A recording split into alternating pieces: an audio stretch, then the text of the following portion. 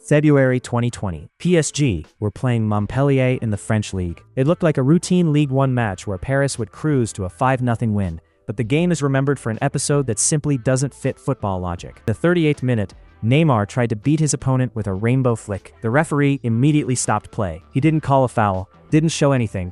He just told Neymar, "Don't do that again. You'll provoke your opponents." Neymar was stunned. He tried to explain that tricks are part of the game, that this is football, the way it's meant to be played. An argument started, and Neymar ended up with a yellow card, officially for dissent, but in reality, for dribbling. Fast forward a year and a half. September 2021, Lyon were playing Troyes, also in Ligue 1. Lucas Paquetá tried the exact same rainbow move. It looked like a normal moment, no foul, no brutality, but the referee stopped the game again and showed a yellow. This time, the report listed it as unsporting behavior. The next day, Neymar posted on social media, "This is a sad moment. The rainbow is a way to beat an opponent. Joga Bonito is gone." Today, a player can be punished for trying to play creatively. And the reason isn't referees or the rulebook. The problem runs deeper. Modern football, step by step, has stripped players of freedom, and it did it in the name of efficiency. In this video, we'll break down exactly what changes in modern football led to less freedom, less improvisation, and less creativity on the pitch. Modern football is often compared to chess, and that comparison isn't random. There was a time when the game was built around individual brilliance. A team could have a few stars, and everything revolved around their talent. But with the rise of Italian catenaccio and Dutch total football, one thing became clear. You can win not only through genius, through a system. Discipline started beating talent. You didn't have to outplay your opponent, you could outwork them. That changed the very essence of football. I'm not saying teams became boring, not at all. Klopp's Liverpool, for example, brought aggressive pressing, chaos, tempo, a hurricane. Pep Guardiola's teams are a symphony of control, where the ball looks glued to his players' boots. It's fascinating to watch. But there's a flip side. Guardiola perfected positional play.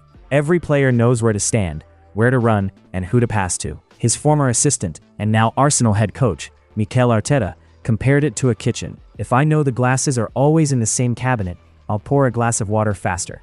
But there's a price. The more the system simplifies life for the player, the less freedom that player has. In those conditions, a footballer isn't searching for a new solution. He's searching for the correct solution, the one already written by the coach. Yes, a player can still take someone on and do something creative, but only if it doesn't break the team's structure. In Guardiola's teams, even creativity is subordinate to the system. Every player has to understand where to be and what to do in a specific attacking phase. If a player drifts away from the scheme, it's treated as breaking the principles. A perfect example is Jack Grealish. At Aston Villa, he played with freedom. He created danger through dribbling and individual decisions. His role was built around intuition and improvisation. At Man City, his role changed.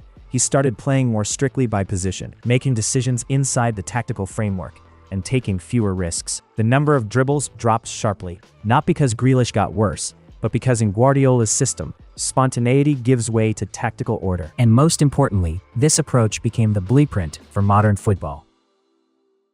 Today, most coaches build teams around one rule: the system matters more than individuality. Now football has become extremely rational. Huge amounts of statistical data have completely changed the game. Players live under constant pressure from numbers. Passes completed, pressing actions, touches, XG. All of it shapes their image and their value. But that precision has a downside. It gradually pushes out creativity. When football turns into a set of metrics, taking risks becomes scarier.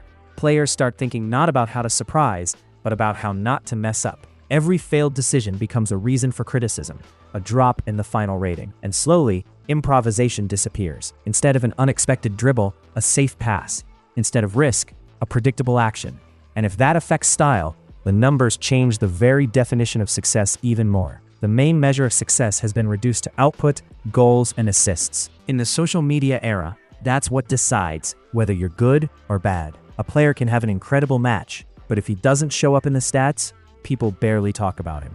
But you have to understand, raw numbers aren't always an objective measure. Simple example, Ronaldinho. In 2005, he won the Ballon d'Or. Let's look at his stats that year. I'll say right away, the numbers on the screen are from January to November 22, 2005, because that's the date Ronaldinho played his last match before the ceremony, which took place on November 28th. So, in La Liga and the Champions League, he scored 21 goals and made 16 assists that year. Add 3 goals at the Confederations Cup.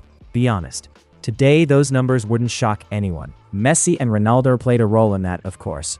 I even have a video about it on the channel. But even if you ignore those two monsters, Suarez, Lewandowski, Benzema, Mbappe were putting up 40 to 50, sometimes 60 goals a year. And here's the paradox. A lot of people still consider prime Ronaldinho the greatest peak in football history, the best footballer this game has ever seen at his peak, and they're not wrong. His numbers lose to today's monster stats, but his football gave emotions no table can measure. Numbers can create the illusion of objectivity, but creativity can't be counted. And yet today, counting is what defines a player's career. Modern football has also become incredibly fast. Pressing is more aggressive, and the athletic level is insane. In the 90s, you could stop, lift your head, analyze the situation, and play something unexpected. Now there's no time. In a split second, you're pressed, space is gone, decision time is minimal. It's easier for a player to follow instructions because improvisation in these conditions is risk. Valery Loban was one of the people who predicted this ultra-pressing football and trained his players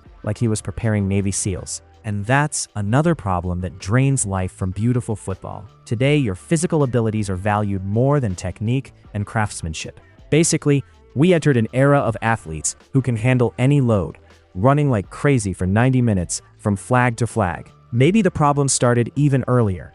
Dennis Bergkamp wrote in his book that modern kids grow up in conditions where everything is decided for them. Coaches literally script every movement: where to stand, where to pass, how to open up. Players learn to follow instructions, not to think independently. Bergkamp calls it excessive control. According to him, many young footballers today have stopped thinking for themselves. When a new situation appears, they just look at the coach, waiting to be told what to do next. He remembered that in his childhood, academies were different. He and his friends played in the yards without coaches, without schemes, without instructions. You had to find solutions yourself, improvise, and he says that freedom is what creates creativity. Today, everything is done for kids.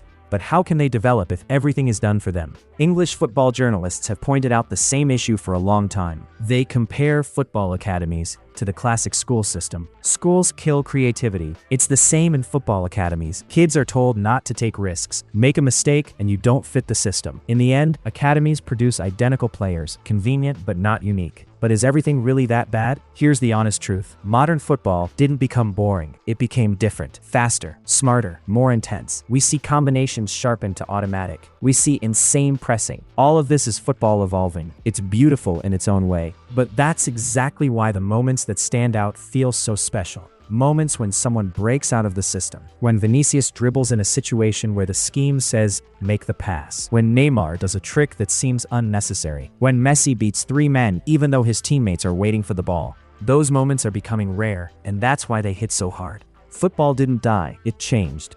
It became a system, part of global business, but the magic hasn't disappeared.